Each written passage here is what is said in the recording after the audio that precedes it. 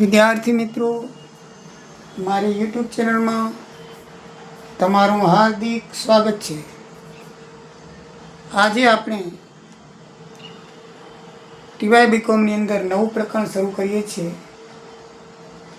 Cost accounting 3માં પ્રક્રિયાના હિસાબો 3 unit 2। અત્યાર સુધી પ્રક્રિયાના હિસાબો 2ની અંદર આપણે અલગ અલગ પ્રક્રિયાના તબક્કાની અંદર એકમોની પડતર ગણતા હતા, પણ આમાં જરાક અલગ રીત છે। પ્રક્રિયા 3ની અંદર શું કરવાનું હોય છે કે આપણે અગાઉ જોયું કોઈ પણ પ્રક્રિયા પૂરી થાય એટલે અર્ધ તૈયાર માલ રહી જાય,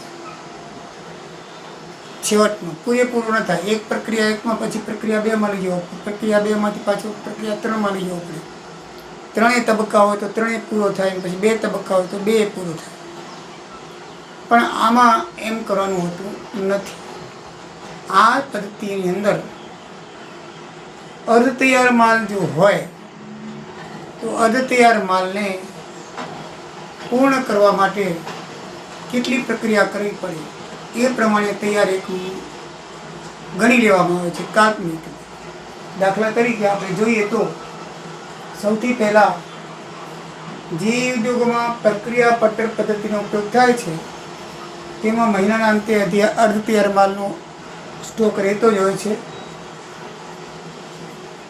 જ્યારે પૂર્ણ ઉત્પાદન માટે તેને શું કરવામાં આવે છે, આગળ ખેંચી લેવામાં આવે છે, જેથી આવા અર્ધ તૈયાર માલના કારણે પ્રક્રિયા દરમિયાન તૈયાર થયેલા માલના એકમોની પડતર કિંમત નક્કી કરવી મુશ્કેલ પડે છે।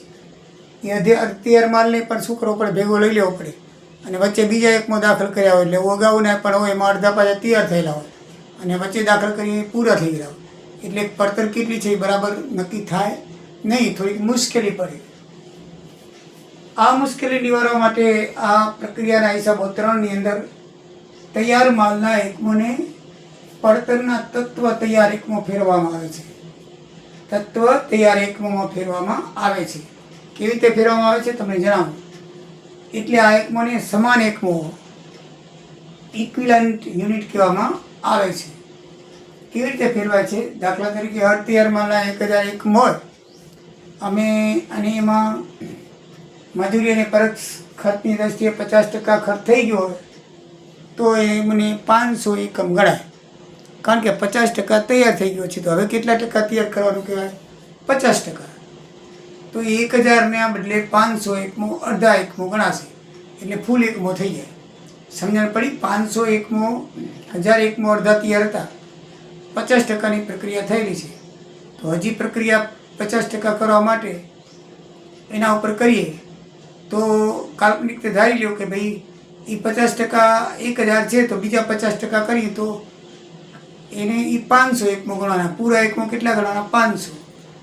અડધા 1000 તો પૂરા કેટલા કહેવાય, 500। એવી રીતે ગણવામાં આવે છે।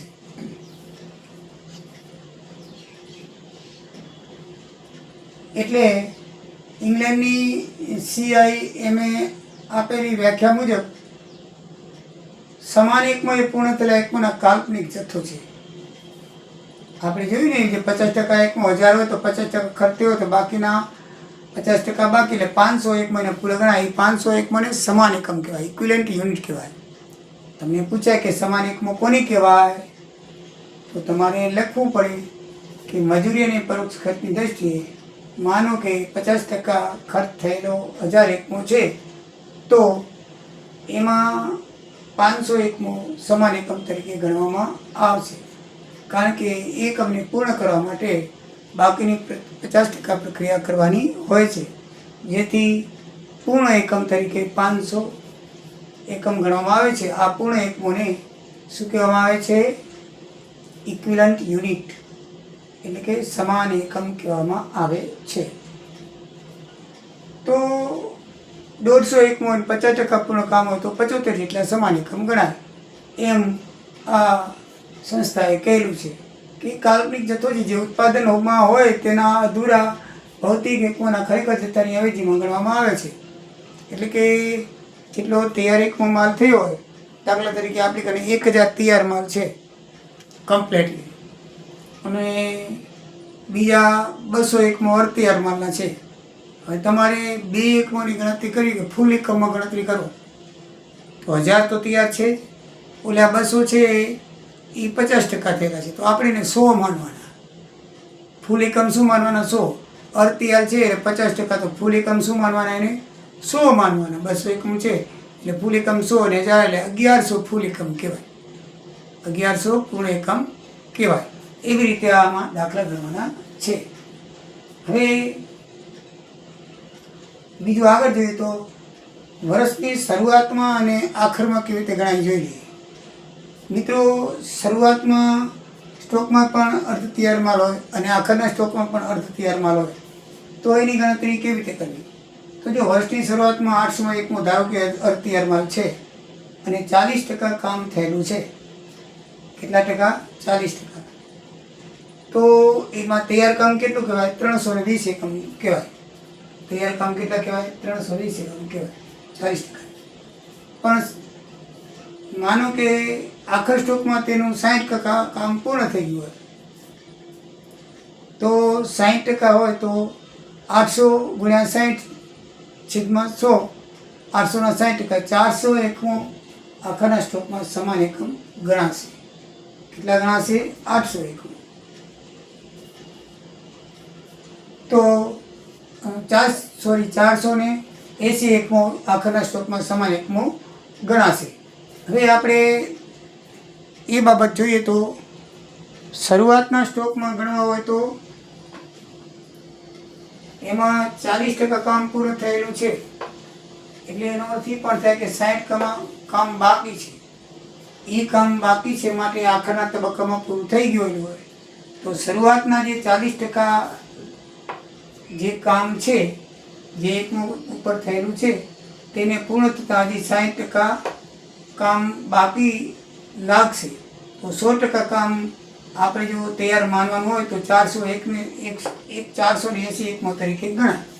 એટલે કે ફરીથી તમને કહું તો 800 એકમોનું અર્ધ તૈયાર માલ હોય તો 60% કામ પૂર્ણ નથી થયું, 40% કામ પૂર્ણ થયેલું છે એમ દાખલામાં કીધું છે. તો 60% કામ છે, તો આપણે પૂર્ણ થયેલા એકમો તરીકે જોઈને ગણવા હોય તો 60% તરીકે લખાય. 480 એકમો છે એ પૂરેપૂરા કહેવાય. જેટલા ટકા કામ બાકી હોય એટલા ટકા તમારે ગણીને તમારે આખરના એકમમાં ગણવાના. ચલો દાખલો જોઈ લે, તમને બરાબર ધ્યાન આવશે. આપણે ઉદાહરણ 1 અને 2 જોઈ લઈએ, તમને બરાબર ખબર આવી જશે. ચલો ઉદાહરણ નંબર 1 જોઈએ. એક કારખાનામાં માર્ચ માસની શરૂઆતમાં 1000 એકમોનો શરૂઆતનો સ્ટોક છે, જે 55% જેટલો પૂરો થયેલો હતો. મહિના દરમિયાન તૈયાર માલના સ્ટોક ખાતે 10,000 એકમો લઈ જવામાં આવ્યા હતા. મહિનાના અંતે 800 એકમોનો તૈયાર માલનો સ્ટોક હતો, જેના પર 40% કામ થયેલું હતું. તો મહિના દરમિયાન કેટલા સંપૂર્ણ એકમો તૈયાર થયા હશે? તો મિત્રો, આ દાખલો ગણતી વખતે 3 તબક્કા જોવાના. એક, શરૂઆતનો સ્ટોકમાં કેટલું પૂરું કામ હશે, વચ્ચેના તબક્કામાં કેટલું કામ પૂરું હશે, અને છેવટના સ્ટોકમાં કેટલું કામ પૂરું થયું હશે. પૂરું કામ ગણવાનું છે, અધૂરું કામ ગણવાનું. શરૂઆતના સ્ટોકમાં કેટલું પૂરું કામ આપણે કર્યું, બરાબર? બાકી હતા તો કેટલું કામ પૂર્ણ કર્યું આપણે? આપણી કને દાખલા તરીકે શરૂઆતનો સ્ટોક છે, દાખલા તરીકે અમે જોઈએ કે 1000 શરૂઆતનો સ્ટોક છે, એમાં 55% કામ થઈ ગયું છે. તો હવે આપણે શરૂઆત કરીશું ઉત્પાદન, તો કેટલું કામ એમાં બાકી છે? 45%. તો એનું કામ પૂર્ણ 45% લેખાશે. ધ્યાન રાખજો, જે કામ પૂરું થઈ ગયું છે એ ગણવાનું નથી, કારણ કે એ તો આગળ થઈ ગયું. હવે આપણે આ મહિનામાં એના જે શરૂઆતના સ્ટોક છે એના ઉપર આપણે કેટલા ટકા કામ કરશું? 45%. તો 1000ના 45% એ તૈયાર એકમોમાં આવશે, કારણ કે 55 તો ઓલરેડી તૈયાર થઈ ગયું હતું. તો શરૂઆતના સ્ટોકમાં તમારે હંમેશા 100માંથી બાદ કરીને ટકા જે આવે એ ટકા તમારે એ લખવાના. 55% કામ થઈ ગયું છે, તો 100માંથી 55 જાય તો 45% કામ બાકી હતું, તે આપણે હવે પૂરું કરશું. એટલે આપણા ભાગે 45% કામ કરવાનું આવ્યું, એટલે પૂર્ણ કામ કેટલું લેખાશે? શરૂઆતના સ્ટોકનું 450 એકમોનું લેખાશે. પછી કીધું છે કે 10,000 એકમો લઈ આવવામાં આવ્યા. 10,000 એકમો વચ્ચે લઈ આવ્યા, એમાં 1,000 તો અગાઉના હતા, એટલે 9,000 એકમો પૂરા કર્યા આપણે. વચ્ચેના તબક્કામાં 1,000 એકમો લઈ જવામાં આવેલા, માટે બીજા તબક્કાના 9000 એકમોનું ઉત્પાદન પૂરેપૂરું થયેલું હશે. એ કામ પૂરું થયું છે, બરાબર છે. 10,000 એકમોનું કામ પૂરું થયું, તો એમાંથી 1,000 તો અગાઉના હતા, એટલે પૂરેપૂરા આપણા નવા એકમો કેટલે કહેવાય? 9,000. આ શરૂના આ 9,000.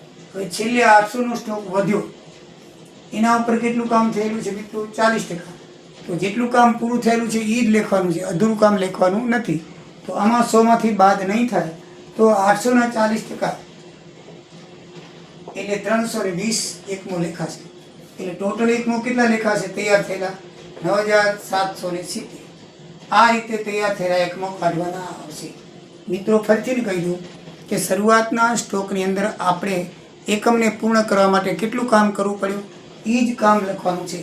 એટલે 55% કામ થઈ ગયું હતું, આપણે 45% કામ કર્યું, માટે આપણે 450 એકમો લેખાય. એટલે શરૂઆતના સ્ટોકમાં ટકા 100માંથી બાદ કરી લેવાના, આખરના સ્ટોકમાં જે છે એ જ લેવાના.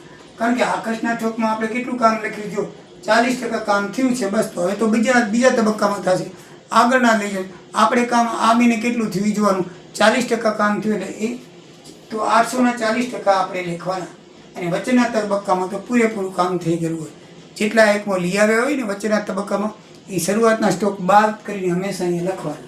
અને પછી ત્રણેયનું ટોટલ મારો એટલે જે આવે એ માસના અંતે પૂર્ણ ઉત્પાદન કહેવાય. ચલો દાખલો બીજો લઈએ. અડધ તૈયારમાંનો શરૂઆતનો સ્ટોક 2,000 એકમો છે, જે 60% પૂર્ણ થઈ ગયા છે. પ્રક્રિયામાં દાખલ એકમો 20,000 છે. વર્ષ દરમિયાન બીજી પ્રક્રિયામાં તૈયાર એકમો 21,000 છે. આપણે તૈયાર એકમો ધ્યાનમાં લેવાના.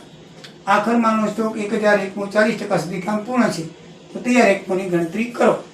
મિત્રો આમાં પણ એટલી રીતે કરવાનું છે કે 60% કામ પૂરું થઈ ગયું છે, તો આપણે ભાગે કેટલું આવ્યું? 40%. તો 2,000ના 40% 800 એકમો આપણા એમાં થાય, બરાબર છે. આપણે કેટલું કામ કરીએ છીએ ને એ જ લેવાનું છે. હવે 21,000 એકમો દાખલ કર્યા તૈયાર માલના, લખ્યું છે તૈયાર એકમો 21,000 થયા. તો 2,000 તો અગાઉના છે, એ બાદ કરીને બાકીના 19,000 લખી નાખવાના. એ વચ્ચેના તબક્કામાં એ ખાસ ધ્યાનમાં રાખવાનું. શરૂઆતનો સ્ટોકમાં જે કામ આપેલું હોય 100માંથી બાદ કરીને બાકીના ટકા થાય એ લખવાનું. વચ્ચેના સ્ટોકમાં શરૂઆતનો સ્ટોક બાદ કરીને પૂરેપૂરા જે વધે એ લખવાનું. છેલ્લા સ્ટોકમાં જે આપ્યા છે એ જ લખવાનું. 40% સુધી કામ કરેલું છે, બસ. એટલે આપણે તો કામ કરેલું છે એ જ જોવાનું છે. તૈયાર માલ કેટલો છે? 40% સુધી. તો 1,000ના 40% એટલે 400 થાય. એટલે આપણા ભાગે કામ કરવાનું ભાગ 400 આવે. અહીંયા આપણે 800 એકમોનું કામ કર્યું, અહીંયા 19,000નું, અહીંયા 400, ટોટલ 20,200 માસના અંતે પૂર્ણ કામ કહેવાય. કહેવાનો મતલબ હજી પણ એમ છે મિત્રો, સમજો કે આપણે માસ દરમિયાન પૂર્ણ એકમોને પૂર્ણ કરવા માટે કેટલું કામ કર્યું, કેટલા ટકા કામ કર્યું. શરૂઆતના સ્ટોકને પૂર્ણ કામ કરવા માટે 40% કામ કર્યું, 60% તો ઓલરેડી હતા જ. આપણે 40% કામ કર્યું એટલે 40% એકમો આપણા ભાગે આવે. વચ્ચેના તબક્કામાં તો પૂરેપૂરા આવે. અગાઉના સ્ટોકમાં અહીંયા આપણે શરૂઆતના સ્ટોકમાં કામ થઈ ગયું એટલે એ એકમો બાદ કરવાના. 2,000 એકમો બાદ કરી 21,000 એકમો દાખલ કર્યા હતા, તો 2,000 એકમો બાદ કરીને 19,000નું પૂરેપૂરું કામ કર્યું. છેલ્લે 1,000 વધ્યા, એમાં આપણે કેટલું કામ કર્યું છે? 40% સુધી. જો ચોખ્ખું લખ્યું છે કે 40% કામ કર્યું છે, તો જેટલું કામ કર્યું એ જ લેવાનું. આપણે 40% લેશું 100, 400 થાય. ટોટલ 20,200. એટલે શરૂઆતના સ્ટોકમાં 100માંથી બાદ કરીને જે ટકા વધે એ કામ લેવાનું. આખરના સ્ટોકમાં જે છે એ જ ટકા લેવાનું. વચ્ચેના સ્ટોકમાં તૈયાર માલમાંથી શરૂઆતનો સ્ટોક પૂરેપૂરો બાદ કરી જે એકમ વધે લેવાના. તમારો દાખલો થઈ જાય. બરાબર છે મિત્રો? આવજો. જય દ્વારિકાધીશ, જય સિયારામ.